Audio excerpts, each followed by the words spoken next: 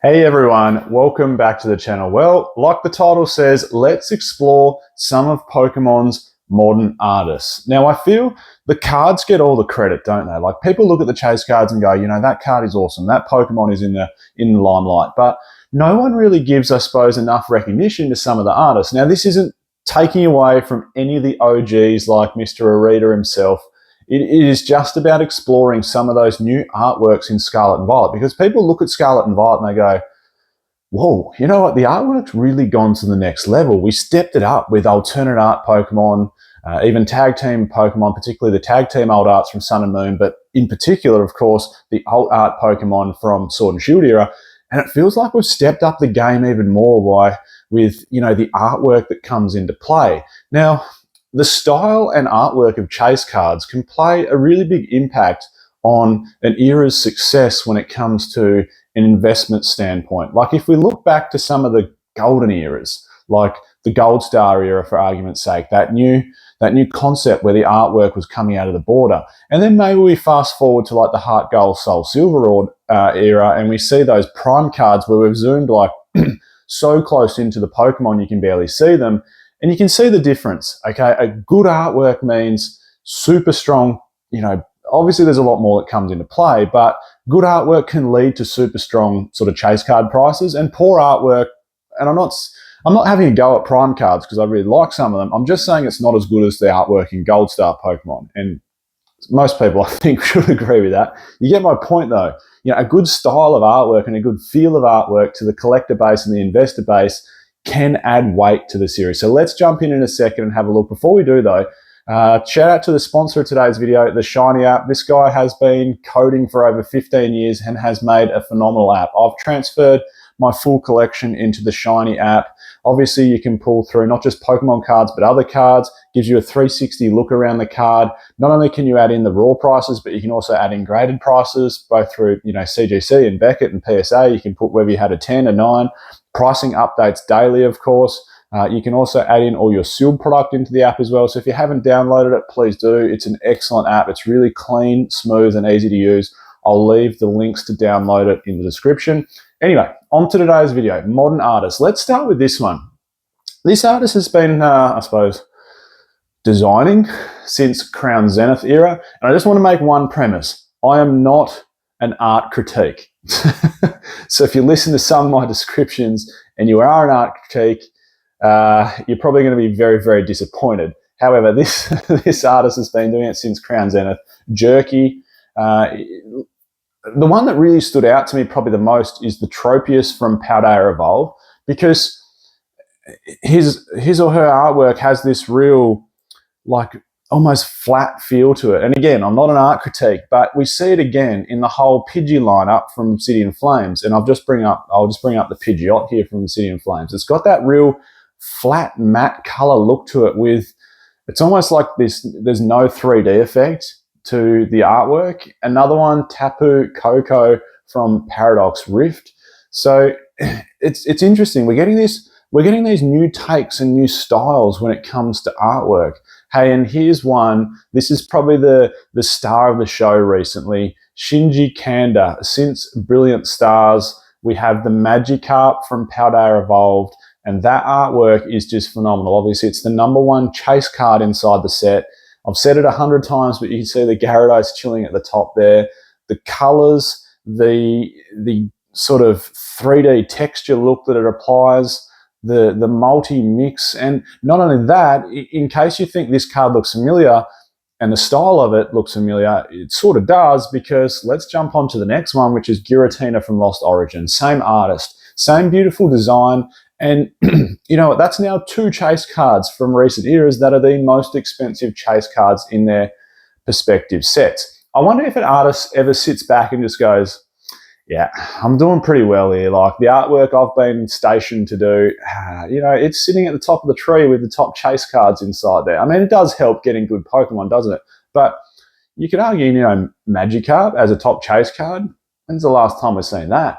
I know we got the Shining Magikarp from Neo series, which is near the top of the tree when it comes to a chase card, but it's still not #1. So to sit back and go, I've made a Magikarp that's a top chase card. Giratina from Lost Origin, obviously, that deserves all the credit it should get. But even if you look they're not full arts, like the Absol from Paradox Rift and also the Aerodactyl from 151. You can really see that artwork style. And again, my way of explaining it probably isn't the best, but I do want to give credit where credit's due. Even if you look at like that Aerodactyl from 151, you can see the style pull through, even on the non-full arts. I really like that Aerodactyl from 151, and especially in its Japanese counterpart with the Master Ball Hollow, the reverse there. It's an awesome looking card. And again, with the terrible Aussie accent that we have, don't bag out my pronunciation of these artists. What are we up to? Shinya Komatsu. This is the best, no argument, unless something changes my mind throughout Scarlet and Violet. The Alakazam from 151 is the best special illustration rare made so far. This artist has been an artist since Brilliant Stars and has created the nicest special illustration rare to date in that Alakazam from 151. Of course, it's personal opinion. Some people probably differ, but hey, that's the top of the tree for me. Now that, not only that, it's the Machamp V alt art from Astral Radiance as well that's been created.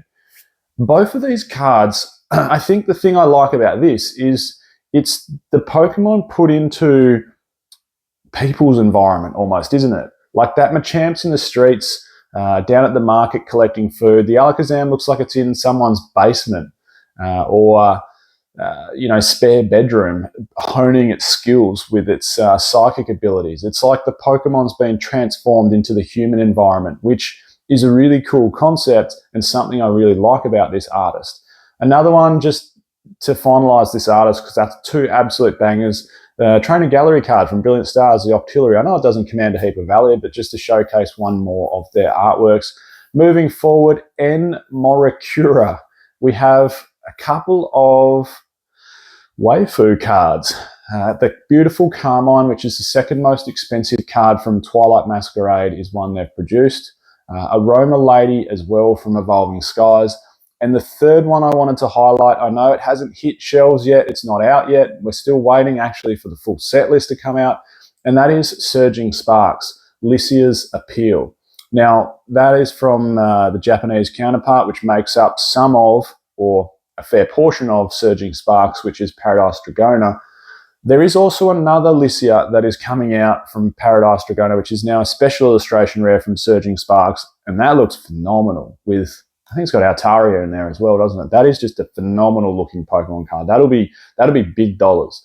Anyway, onto these waifu cards. Like it's, especially that Karma. You know what? I like the lighting on there. It's like, in the toffee apple. Like, well done. Hats off. These waifu cards deserve to go for good prices. It's not just all about the creepy effect of looking at a chick on there.